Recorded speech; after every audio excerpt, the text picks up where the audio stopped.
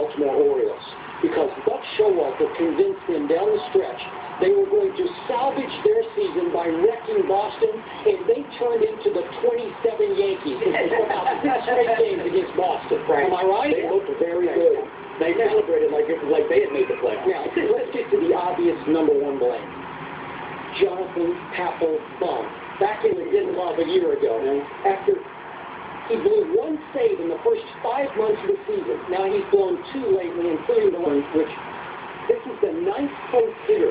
Nolan Reinhold down 2, and Papelbon leaves a fastball as room service middle of the plate, and you can leave it. And Nelson Reinhold, of all 245 hitters, 1 hops it off the right center field wall.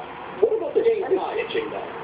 Okay, but this is last night. Are you blaming Lester for last night? Because he gives up 2 runs in 6 innings, and then I thought he got like 7 innings, but the rain delay got him. Yeah, well, he was close, though. Okay? Yeah, they're coming back once there was rain or not. Pitches, I don't know. Yeah, but I'm not sure. The 6th? Yeah, I know. Okay, He was done. Okay, but now when we get to our bigger picture blame, he's going to get a big C for that. Okay. But for last night, then Robert Andino comes up, who's turned into Derek Jeter against the Red Sox. But he hits unbelievable.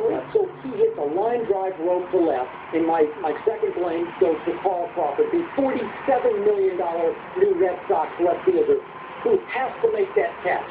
He has to make a diving catch. He cannot knock it down, as Tom Jackson says about a Hail Mary. This is the one you've got to pick cleanly off the grass, because it's either catch it and you live, or knock it down and you die. And they died in the grass. When he hit face first, yeah, it was a bad sign. You've got to dive at that ball. You can't do it. It's catchable. It's a tough play. It's an extremely makeable play. He made that play many times. For an all-star left fielder who made a great play to save an all-star game, remember that? Yeah. You're capable of doing that. For somebody with the expectations that he has, given the money and what they thought they were getting, and especially his defensive prowess, I completely agree. He has to make that catch. But to me, it all starts with one person, and that's Terry Francona. Look, as they often say, attitude reflects leadership. And everyone knows that Terry Francona is known as a player's guy.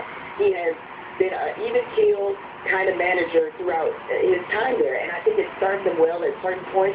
This year, it did not. You wanted him to blow a few somewhere. He did the blow a favorite, but are you doing that in the big picture or just for last night? No, even just for last night, I felt that their attitude going into the game, that he didn't set the tone. And yes, to some degree, this didn't just start last night. It started in September. Period. The way they addressed this month. You wanted more of a I needed more of a sense of urgency from him, which I felt like would have transmitted to the rest of his players. And he didn't do that, and that reflected in the way they played last night. Buck Showalter, perfect example. He had them ready to play. Terry Francona did not have the Red Sox. Which is why I had no problem with the Orioles celebrating like they just won the World Series.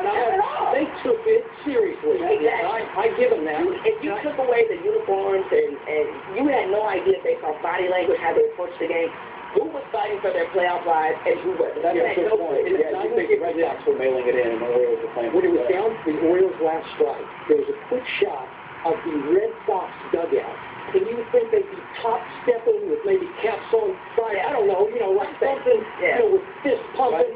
They looked like the living dead. They were ashen faced. As if they expected it. They expected the worst. Your buddy Rob Parker, when he made his bold prediction that after 2-10 they wouldn't make the playoffs, one of his contentions was that he couldn't put his finger on it, but there was a character issue with this group. Was he right about that?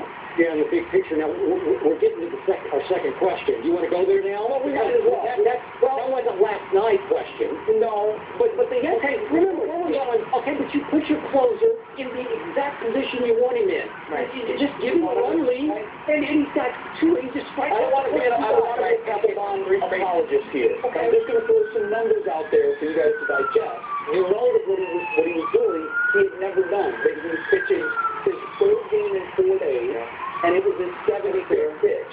Okay, but ask your closer to do something that was out of his element, just like you asked Lester to go. And I know extraordinary times call for extraordinary measurement, but when you're gassed and you have nothing left, okay, middle of the plate, somebody's got to suck it up and make one. All you need is one more pitch. Maybe it's a split finger pitch. I don't know. He's been huffing and puffing and throwing it by everybody. Yeah, and to that point, if you're on pitch 75 in 3 days, 4 days, maybe